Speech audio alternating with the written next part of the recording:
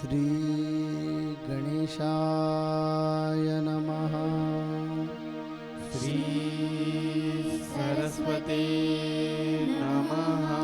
श्री गुरुभ्यो नमः। जगद्गुरु नरेंद्राचार्य महाराज की जय। सद्गुरु काडसिद्धेश्वर महाराज की जय। संत शिरोमणि गजानन महाराज की जय। आद्य जगद्गुरु रामानंदाचार्य महाराज की जय। सियावल्लभ रामचंद्र की जय। गुरुर्ब्रह्मा गुरुर्विष्णु गुरुदेवो महेश्वरः। श्री गुरु साक्षात् परब्रह्म तस्मै श्री गुरवे नमः। ब्रह्मानन्दं परमसुखदं केवलं ज्ञानमूर्तिं द्वन्द्वातीतं गगनसदृशं तत्त्वमस्याधिलक्ष्यम् एकं नित्यं विमलमचलं सर्वधी साक्षिभूतं भावातीतं त्रिगुणरहितं सद्गुरु तन्नमामि। श्रीमद्दासबोधदशक 12वा समास 7वा विषयत्याग निरूपण वाचण्यास प्रारंभ करीतो महाराज श्रीराम। न्यायनिष्ठुर बोलणे बहुतांस वाटे कंटाळवाणे। मळमळ करिता जेवणे विहित नव्हे श्रीराम। बहुती विषय निंदिले आणि ते सेवित गेले। विषय त्यागे देह चाले हे तो घडेना श्रीराम। बोलणे एक चालणे एक त्याचे नावहीन विवेक। येणे करिता सकळ लोक हासू लागते श्रीराम। विषय त्यागे विणतो काहे परलोक तो प्राप्त नाही। ऐसे बोलणे ठाई ठाई बरे पहा श्रीराम। प्रपंची खाती जेविती परमार्थी काय उपवास करीती। उभयता सारिखे दिसती विषया विषयी श्रीराम। पुंडलिक वरदे रे विठ्ठल। श्री ज्ञानदेव तुकाराम पंढरीनाथ महाराज की जय। जगद्गुरु नरेंद्राचार्य महाराज की जय। जगतगुरु श्री के पावन चरणों को वंदन करते हुए यहाँ उपस्थित सभी श्रोताओं को मेरा श्री गुरुदेव। पिछले सप्ताह सृष्टि का क्रम इस विषय को हमने सुना, जिसमें श्री समर्थ ने सृष्टि की रचना किस प्रकार हुई इस विषय में हमें जानकारी दी। और परब्रह्म का वर्णन भी किया है। इस समास में श्री समर्थ हमें यह संदेश देना चाहते हैं कि जो साधक है उसने इस दृश्य जगत के मोह में ना पड़कर उस परब्रह्म की चिंतन में ही अपना समय व्यतीत करना चाहिए और अपने जीवन को सार्थक कर लेना चाहिए। आज जिस विषय पर हम चर्चा करने जा रहे हैं उसका नाम है विषय त्याग, जिसमें सर्वप्रथम श्रोताओं के मन में जो शंका है उस शंका के निवारण के लिए श्रोताओं ने गुरु से प्रश्न किया है।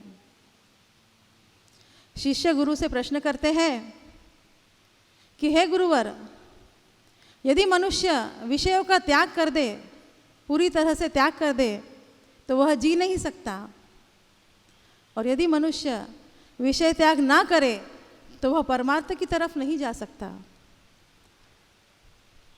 इस उलझन को कैसे सुलझाया जाए? इसी प्रश्न का उत्तर इस समास में श्री समर्थ ने हमें दिया है। विषय त्याग क्या है, उसका अर्थ क्या है? सर्वप्रथम इस विषय त्याग को हम एक वाक्य में समझेंगे, उसके बाद हम उसके ऊपर विस्तार से चर्चा करेंगे। उन्मत्त करने वाले विषयों को त्याग करके शुद्ध और आवश्यक विषयों का सेवन करना ही विषय त्याग का लक्षण होता है। श्री समर्थ इस समास में हमें कहते हैं कि हमारे शरीर के द्वारा जिन विषयों का सेवन होता है उसके दो प्रकार हैं। कुछ विषय हमारे जीवन की ज़रूरतें होती है और कुछ विषय जिन्हें हम अपने ऐश और आराम के लिए चुनते हैं। ऐसे विषयों का ही त्याग करना चाहिए। इसे हम और सरलता से समझने का प्रयास करते हैं। जैसे कि अन्न है, अन्न मनुष्य के शरीर के लिए मूलभूत आवश्यकता है। मनुष्य अन्न के बगैर नहीं जी सकता। और स्वादिष्ट व्यंजन, चटपटे पदार्थ, मसालेदार व्यंजन खाने की इच्छा होना, इसे ही वासना कहते हैं। उसी तरह कुछ प्रमाण में मनोरंजन की आवश्यकता हर एक को होती है, परंतु उस मनोरंजन के लिए, अपने स्वार्थ के लिए, अपने ऐश आराम के लिए गलत बातों को अपनाना, गलत व्यसनों के अधीन जाना, उसके लिए अपने परिवार को तकलीफ देना, अपने आप का भविष्य खराब कर लेना, यह सब पाप है। अर्थात अपने मनोरंजन के लिए जुआ खेलकर पैसा उड़ाया जाए, यह पाप है, यह वासना है। समर्थ हमें यही उपदेश देते हैं इस समास में कि मनुष्य ने सदा यही बात स्मरण रखनी चाहिए कि हमें केवल इस शरीर के पोषण के लिए ही विषय सेवन करना चाहिए। इस संसार में कई ऐसे व्यक्ति हैं जो केवल खाने के लिए जीते हैं, कई ऐसे हैं जो भ्रष्ट हो चुके हैं, कईयों को बिल्कुल ज्ञान नहीं है, कई ऐसे हैं जिन्हें ईश्वर भजन के बारे में एक शब्द भी पता नहीं है, जिनका आचरण शुद्ध नहीं है। ऐसे व्यक्ति भी अपने आप को सज्जन कहलवाना पसंद करते हैं। ऐसे विषय का, ऐसे स्वभाव का ही त्याग करने के लिए श्री समर्थ हमें इस समास में कहते हैं। ऐसे स्वभाव के जो व्यक्ति होते हैं वे दूसरों की उन्नति कभी नहीं देख सकते। उनके मन में औरों के लिए हमेशा द्वेष, ईर्ष्या होती है। और आज की स्थिति 99% आज के समाज की स्थिति ऐसी ही है। कई सालों पहले श्री समर्थ ने दूरदृष्टि से इस बात को जाना था कि कलयुग के जो मनुष्य है वो अपने दुख से दुखी नहीं होंगे कभी, वो दूसरों के सुख से दुखी होंगे। और इसी बात को जानकर ये समझाने के लिए हमें श्री समर्थ ने इस समास की रचना की थी। श्री समर्थ ने हमें इस समास में वैराग्य के लिए भी अत्यंत महत्वपूर्ण बात बताई है। समर्थ कहते हैं कि यदि विचारपूर्वक विचार किया जाए, सोचा जाए, वैराग्य से बढ़कर सौभाग्य की बात इस संसार में और कोई नहीं हो सकती। जो व्यक्ति अपने विवेक बल से हर तरह के विषय को त्याग कर वैराग्य प्राप्त करता है, ऐसे व्यक्ति को ही महान योगी अथवा ईश्वरीय पुरुष समझना चाहिए। और इसका साक्षात उदाहरण हमारे सामने हमारे जगत गुरु श्री है कि जिन्होंने अपने विवेक बल से विषय का त्याग करके वैराग्य को प्राप्त किया है और प्रपंच और परमार्थ दोनों को सही ढंग से चला रहे हैं। आगे समर्थ कहते हैं कि वैराग्य मनुष्य का स्वभाव होना चाहिए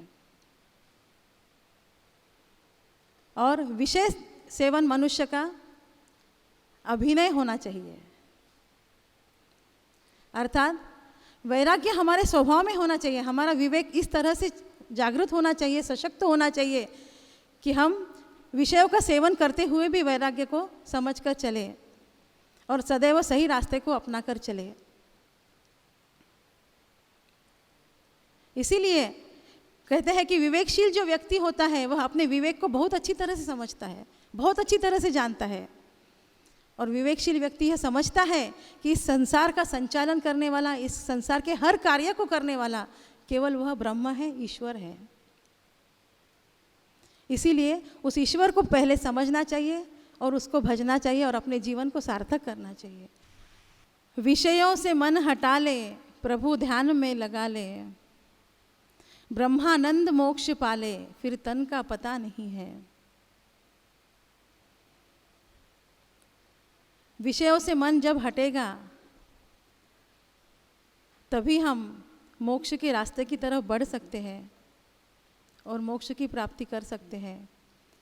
और सबसे बड़ी बात तो यह है कि इस सारे संसार में जितने भी जीव हैं उसमें सिर्फ एक मनुष्य प्राणी ही इतना सौभाग्यशाली है कि वही एक मोक्ष की प्राप्ति कर सकता है, अन्यथा इसका अधिकार इस संसार में किसी भी जीव को नहीं है। और ऐसी भी बात है कि मनुष्य योनि का दुर्भाग्य भी ऐसा है कि जितना मनुष्य विषय में फंस जाता है उतना कौन सा भी प्राणी विषय सुख में फंसता नहीं है। ये दुर्भाग्य भी है। इसी कारण समर्थ स्वामी रामदास स्वामी जी ने हमें जागरूक करने के लिए ये समास ले लिया है। और ये समास में विषय त्याग करो, विषयों का त्याग करो, क्योंकि जब तक ये हमारे पंच ज्ञानेंद्रिय और पंच कर्मेंद्रिय विषय के पीछे भागेगी तब तक हम परमार्थ के ओर, तब तक हम परमात्मा के प्राप्ति का हरगिज प्रयत्न नहीं करेंगे। यह प्रयत्न होना चाहिए, परमात्मा की प्राप्ति होना चाहिए। तो ये जो विषय है, अलग अलग प्रकार के जो हमें आनंद चाहिए, समाधान चाहिए, समाधान किसको चाहिए? आत्मा को? बिल्कुल नहीं। समाधान चाहिए ये पंच कर्मेंद्रिय जो है उनको समाधान चाहिए, और उनके समाधान के लिए हम ये सब करवाते हैं। हमारे पंच ज्ञानेंद्रिय जो है हमें बताते हैं कि इसमें फंस जाएंगे, बाहर आइए, फंस जाएंगे, तो भी हम फंसते हैं, क्योंकि ये पंच कर्मेंद्रिय लालची है। एक कमल के पौधे पर, फूलों पर एक उनमें मकरंद खाने के लिए एक भ्रमर जो है वो भ्रमर जाकर बैठता है। जब सूर्य ढलता है, सूरज ढलता है, तब कमल बंद हो जाता है। वो भ्रमर को मालूम है, तो भी वो मकरंद के लालसी से कमल के फूलों पर जो भ्रमर बैठा है वो बाहर आने का नाम ही नहीं लेता, और उसमें ही फंस जाकर मर जाता है। वैसे इंसान की स्थिति हो जाती है। तो ऐसी स्थिति नहीं होना चाहिए। तो समर्थ रामदास स्वामी जी बोल रहे हैं कि विषय का त्याग करो, जो जो लोग ये विषय के पीछे गए हैं, जाते ही है, क्योंकि हम रस तम सत्व के है ना, 3 अवगुणों का हमारा देह है। इसी कारण ये 3 अवगुणों को अवगुण हम बोलते हैं, हम कभी भी सद्गुण नहीं बोलते, क्योंकि हमारे समर्थ या जगतगुरु तुकोबाराया कहते हैं, रजब तम सत्व आहे ज्याच्या अंगी याचं गुणी जगी वाया गेला। यानी रज तम सत्व ये हमारे शरीर में है, इसी कारण ये नरदेह, दुर्लभ नरदेह, अच्छा नरदेह मिल गया लेकिन उसमें फंस गया है। ये जो 3 गुण है उनका वर्णन वो करते हैं। तम म्हणजे काय नरकाची केवळ, तमोगुण नरक जैसा है, नरक को कीमत 0 है। वैसे तमोगुणी आदमी जो है वो कितना भी बड़ा हो, लेकिन आपकी लायक की पात्रता खुद के हाथों से वैसे ही करवा के लेते हैं। रजतो सबल माया जाड़ो, यानी रजोगुण हमें मोह माया में फंसाएगा। इसलिए हमने ये रज तम सत्व गुण से बाहर आना चाहिए। जब हम रज तम सत्व गुणों से बाहर आ जाएंगे और हमारे पंच कर्मेंद्रियों को परमार्थिक दिशा पर लगाएंगे, तब धीरे धीरे धीरे विषय जो है वो विषयों का हम त्याग करेंगे। ये जो हमारा मन है, ये मन निवृत्त होना चाहिए ये विषयों से। बड़े बड़े संत, बड़े बड़े ऋषि मुनि भी ये विषय के पीछे लग गए और बर्बाद हो गए। ज्ञानेश्वर महाराज जी को चेला बनाने के लिए आया था, उनका नाम था चांगदेव। उनकी उम्र थी 1200 साल और ज्ञानेश्वर महाराज 16 साल के थे। और उन्होंने चांगदेव ने बहुत तपस्या की थी, लेकिन कौन से भी विषय का उन्होंने त्याग नहीं किया था। इस कारण अज्ञान के वजह से उनको लग रहा था कि मैं इतना श्रेष्ठ हूँ, ये कौन ज्ञानेश्वर। उनकी महती उन्होंने सुनी थी कि उन्होंने जो भाई साहब रहता है ना, उनके मुख से वेद बोलकर ले लिया है, इतना महान कोई ज्ञानेश्वर है। तो उनकी परीक्षा देखने के लिए वो वहाँ से निकल गए।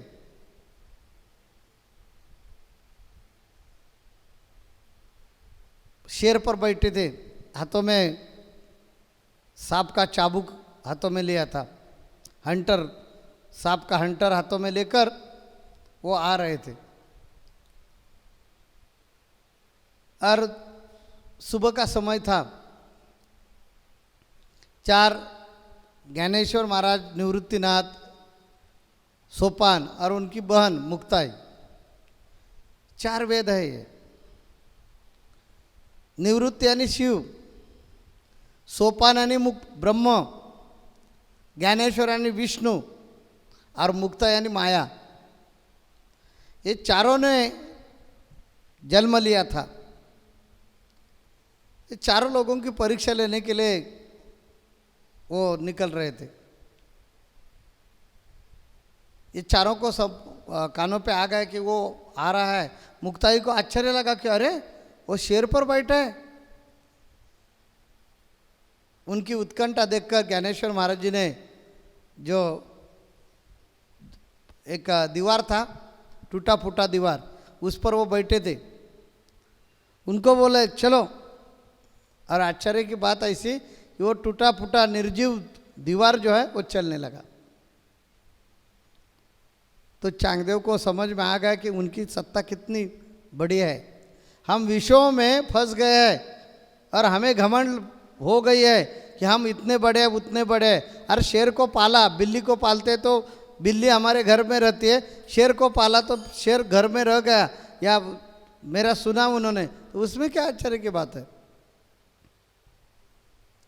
बाद में उन्होंने ज्ञानेश्वर महाराज जी का शिष्यत्व ले लिया और ज्ञानेश्वर महाराज जी के पास वो रहते थे। वो 4 भाई बहन और ये चांगदेव एक दिन मुक्ताई स्नान कर रही थी। उनके पिताजी को देहदंड की सजा देकर, क्योंकि वो सन्यासी थे और सन्यास छोड़कर उनको संतान हो गई, इसी कारण वहाँ के लोगों ने उनको सजा दी, पंडित लोगों ने सजा दी कि इन्होंने अधर्म से संतान प्राप्त किया है, तो संतान को शुद्धि पत्र चाहिए तो इन्होंने देहदान करना चाहिए। तो माता पिता ने देहदान किया था। और ये छोटे नन्हे मुन्ने बच्चे गांव के बाहर एक झोपड़ी में रहते थे। उधर चांगदेव भी रहने लगा। तो एक दिन मुक्ताई स्नान कर रही थी, 7-8 साल की थी, और चांगदेव ने ऊपर से देखा तो मुक्ताई के समझ में आ गया। मुक्ताई ज्ञानेश्वर महाराज जी के पास आ गए, बोली कि दादा, अरे चांगदेव 1200 साल के है, लेकिन विषय सुख में फंस गया है। देखिए उनकी तपस्या 1200 साल, और एक छोटी सी नन्ही मुन्नी बच्ची बोलती है कि ये विशेष त्याग में, विशेष सुख में फंस गया है। ज्ञानेश्वर महाराज जी ने उनको चांगदेव पासिष्ठी करवा के 65 अभंग लिखकर उनको विशेष सुख से बाहर कैसे आना चाहिए इसके बारे में मार्गदर्शन किया। कहने का मतलब ऐसा है कि हम कितने भी बड़े हो, लेकिन एक दफ़ा हम विशेष सुख में फंस गए कि हमारी कीमत 0 है। इसी कारण हमने विशेष सुख से बाहर आना चाहिए, क्योंकि ये देह जो है वो मुक्ति मिलवाने के लिए देह है। ये देह भक्ति करने के लिए है, ये देह संसार करने के लिए है। बाकी प्राणी करते वैसे करते हैं, लेकिन ये देह की विशेषता ऐसे है कि ये देह है मुक्ति पाने के लिए, ये देह है भक्ति करने के लिए। ये देह में आकर ही हमें मुक्ति मिलने वाली है। साधु संत विषयों का त्याग करो ऐसे क्यों बताते हैं? इसलिए बताते हैं कि ये नरदेह का विशेषता यही है कि बाकी जैसे प्राणी संसार करते हैं वैसे करते ही हैं, लेकिन नरदेह की विशेषता ऐसी है कि यह देह में आकर ही भक्ति हो सकती है, यह देह में आकर ही मुक्ति मिल सकती है। और मुक्ति मिलवाने का है तो हमें विषय सुखों का त्याग करना चाहिए और परमार्थ के ओर जाना चाहिए। जगत गुरु नरेंद्राचार्य महाराज की जय। सद्गुरु सिद्धेश्वर महाराज की जय। संत शिरोमणि गजानन महाराज की जय। आद्य जगत गुरु रामानंदाचार्य महाराज की जय। सिया वल्लभ रामचंद्र की जय।